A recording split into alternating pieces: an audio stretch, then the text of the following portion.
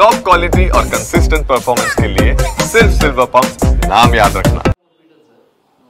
ನನಗೆ ಗೊತ್ತಿಲ್ಲ, ನಾನು ಅದರಲ್ಲಿ ಭಾಗವಹಿಸಕ್ಕೆ ಹೋಗೋದಿಲ್ಲ. ಅದು ಅವರವರು ಭಕ್ತರ ಇವೆಲ್ಲ ಮಠಗಳೇನಿದಾವಲ್ಲ, ಇವು ಭಕ್ತರ ಮಧ್ಯೆ ಇರುವಂಥದ್ದು. ಗುರುಗಳು ಭಕ್ತರಲ್ಲಿ ಎರಡು ಭಾಗ ಇದ್ದಾವೆ.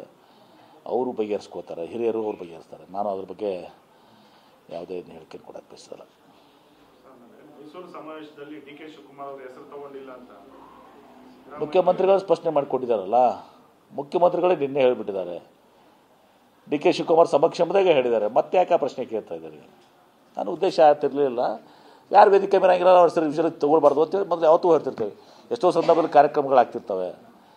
ಕಾರ್ಯಕ್ರಮದಲ್ಲಿ ಲಿಸ್ಟ್ ಇರ್ತದೆ, ಅತಿಥಿಗಳ ಲಿಸ್ಟ್ ಇರ್ತದೆ. ಬಂದವ್ರಿಗೂ ಸ್ವಾಗತ, ಇವ್ರ ಅನುಪಸ್ಥಿತಿಯಲ್ಲಿ ಅವ್ರಿಗೂ ಸ್ವಾಗತ ಅಂತೀವಿ ನಾವು. ಹೀಗಾಗಿ